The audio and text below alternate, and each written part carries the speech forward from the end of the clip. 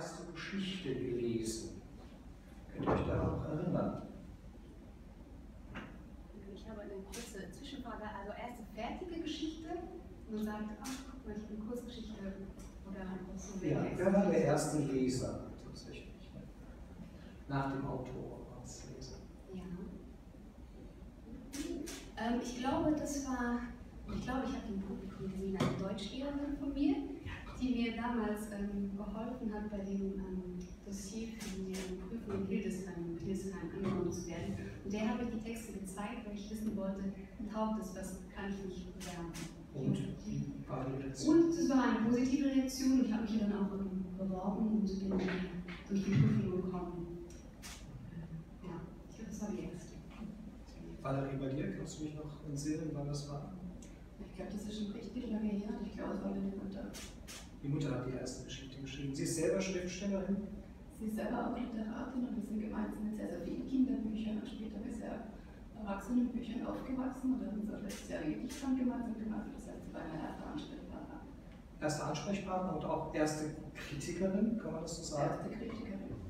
Wer ist denn der schärfste Kritiker, die schärfste Kritikerin für euch? Manche Autoren sagen, sie selbst. Ja, das würde ich auch meinen.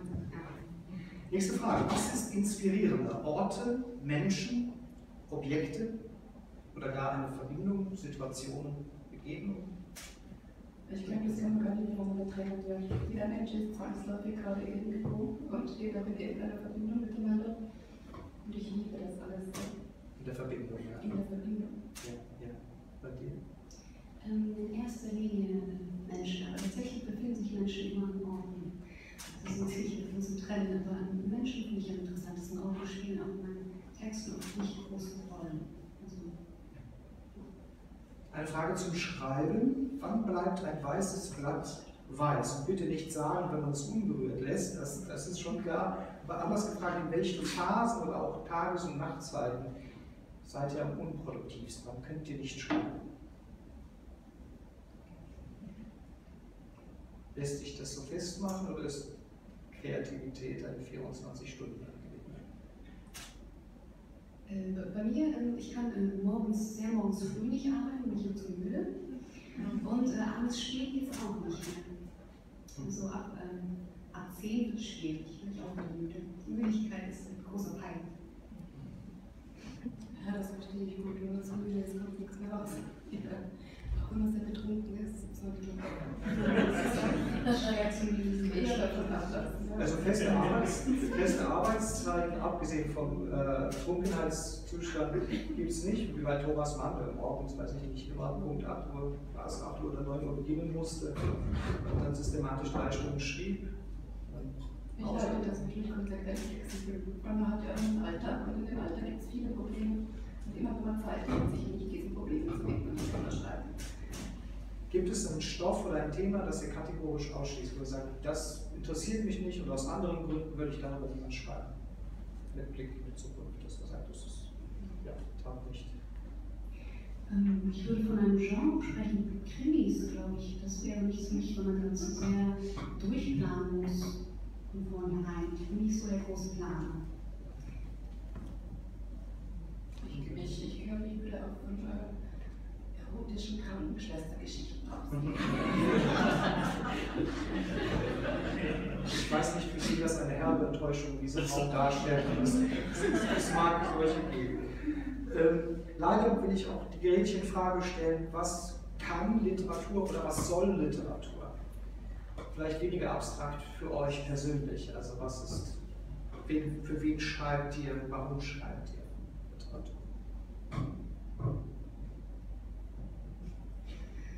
Ach, das ist immer die Frage, warum schreibt man, warum gibt es überhaupt Literatur? Aber ich glaube, ich teile das altmodisch.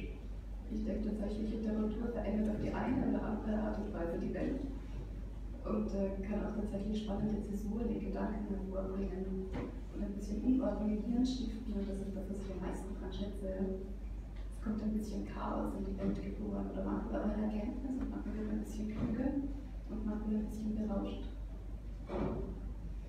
Ja, ich würde auch von den Denkanstößen reden wollen, weil man selbst, also wahrscheinlich auch sehr viel liest und gemerkt hat, dass dadurch Gedankengänge verändert oder neu angestoßen werden kann und eine neue Sichtweise teilweise entsteht. Und wenn man das selbst generieren kann, dann ist das toll. Das ist natürlich der Versuch, neue Anstöße zu geben. Eine vorläufig letzte Frage an euch beide. Wen lest ihr eigentlich? Auch Kolleginnen, Altersgenossinnen vielleicht? Seid beide recht junge deutschsprachige Autorinnen und ja, gerade in Luxemburg und in Österreich gibt es in den letzten Jahren wieder vermehrt in Erscheinung tretende junge Autorinnen.